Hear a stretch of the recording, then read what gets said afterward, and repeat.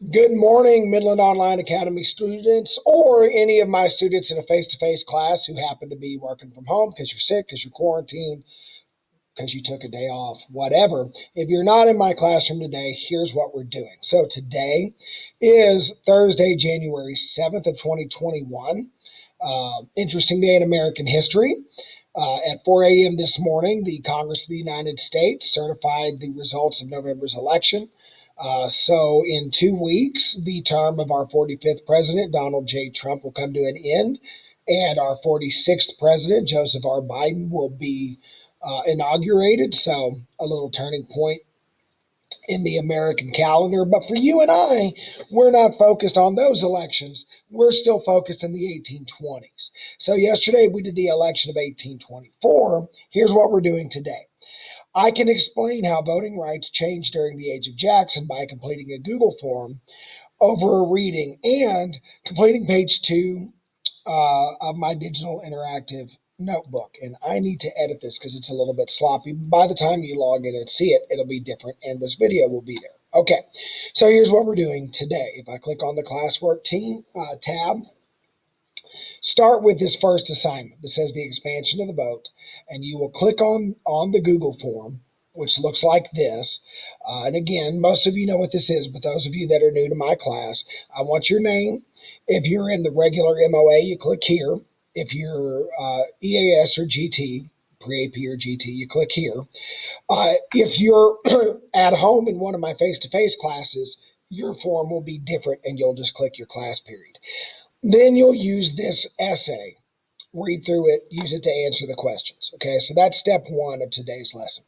Step 2, you're going to open up our interactive notebook. So all of the teachers have done this. So unless you're new to SJ, you know what these are. But we're starting a new one for the age of Jackson. Now, when you open it, on page 1, you're going to add your name. And then today, we're only going to do page 2.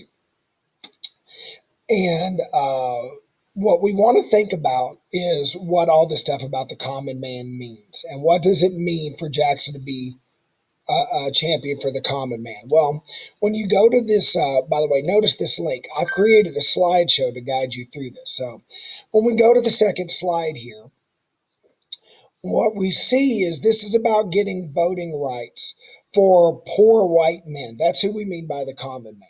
Okay? So prior to the 1820s, in order to vote in America, you had to be a rich white man, right? In the 1820s, we take away the rich part. Then voting is available to any white man. Now, later on, after the Civil War, we're going to allow all men to vote regardless of color, although the South is going to use segregation as an excuse not to do that. In the 1920s, we're going to give women the vote. And then in the 1960s, we're finally going to go and enforce the laws allowing black people to vote that are passed after the Civil War. So it takes a long time for voting rights in America to become open to everybody like they should be. This is the first step in that direction. Right. So originally you had to be a rich white dude to vote. Now we're going to say you don't have to be rich. It's that first step in opening voting for everybody. Okay.